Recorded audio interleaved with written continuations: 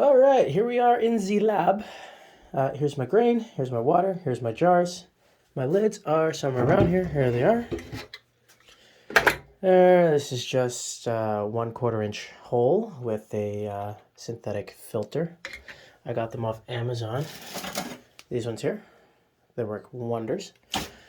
Here's a nice little handwritten note by Gordo Tech. If you join his Patreon and ask him for a spore print, he sends you a pan cyan spore print for free, which is pretty cool. Anyways, so you probably noticed I don't even bother washing these. It's just an added step. When I fill my jars, I try to aim for about 1/3 full of grain. Just around there.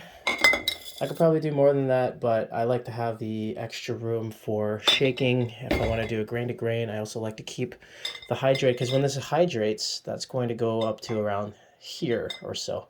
I like to try to keep my grain level as far away from the filter as possible, because if you leave it too long, the mycelium will actually start to grow up the jar, and if it goes to the filter, it can actually bring down contamination.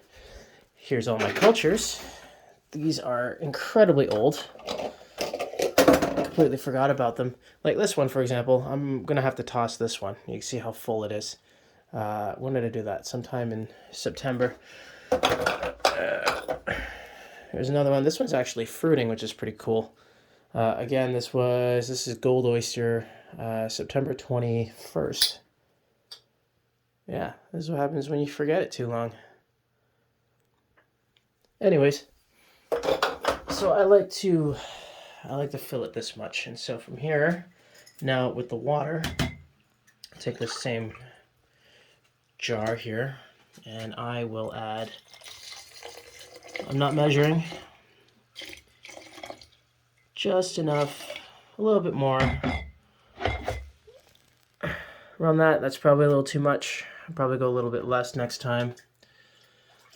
But pretty much just enough water so that the floaties start to float, which is just about equal parts or so, around like that, right? So, put the lid on, and I'm not prepared.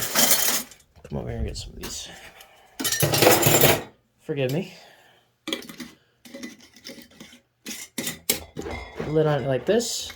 And so now, if I'm going to use my big pressure cooker, then what I'll do is I'll bring it up to 15 psi, pressure cook these for 15 minutes, take it off the heat, rapid decompress, and once I'm able to open the lid, I'll take them out individually, and by that time, most of this grain is going to be already cooked. I'll give it a nice hot shake while everything is still incredibly hot. I have a special pair of tongs somewhere that helps me with this, and then I'll reload it again, bring it back up to 15 psi, and do my full hour and 30-minute sterilization. If I'm going to use my little guy over here, I can only fit like 2 of these at a time. I can actually, what I'll do is take this, shake it out nice. Holy shit, I didn't do that properly. Hold on one second. There it is. Malfunction. I'll take this, give it a nice shake. I'll keep the filter at the top here so it's not in water level. And I'll shake it so it's nice, even layer, like this. And then I'll load it on its side, like that. And the other one, I can fit it like this.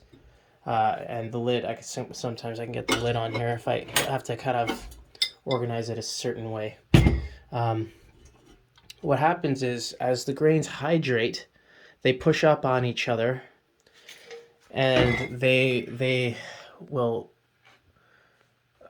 swell to the point where the top grains are no longer in the water level, and the ones that aren't in water level will then just bake in this jar, and they will just get toasty and crunchy, and they dehydrate even more so.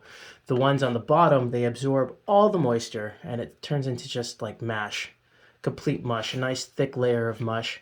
And then in the center, there's a small little area here, and it's like the perfect level And I mean, it works, it's just not optimal. So when you do it like this, you maximize the contact that the grains have with the moisture. That perfect level is now bigger. You still get a little bit of mush in the bottom. There's still a little bit of crispiness at the top, but the perfect level has a much greater space. So there's more perfectly cooked grains. And then when you take this and you do a hot shake and you evenly distribute that, it doesn't make too great of a difference. Anyway, yeah, that's it. Thanks for listening to my rambling, and have a good New Year.